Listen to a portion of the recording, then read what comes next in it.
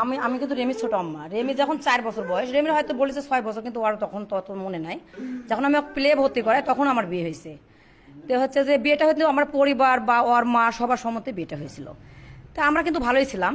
কিন্তু আমার আমার ওই মানে রেমির মা, ও যে কোনো কারণবশত হয়তো বা মনে মনে হয়নি, ও চলে গেছে, ও সেপারেট করে নিছে, ও নিজে। ওর বাপ কিন্তু অক ছেড়ে দেয়নি, ওর মাই অক ছেড়ে দিছে ওর বাপে। তো সে আলাদা জায়গায় পার্সন বেচালে সেটা আলাদা বিষয়, তার তো একটা দরকার আছে সারাসারি হলে। আর সাগরের সাথে বিয়ে হয়েছে আমার মেয়ে 10 বছর হলো, আর আমার বিয়ে হয়েছে 20 বছর হলো। রেমির আব্বার সাথে আমার বিয়ে বয়স 20 বছর, সে মানে পুরাতন ইতিহাস। আমার বাচ্চা কাচ্চা বড় বড় হয়ে গেছে। এখন ছেলেটা কিন্তু কিন্তু আমরা বিয়ে দিবে না ওর বাপ।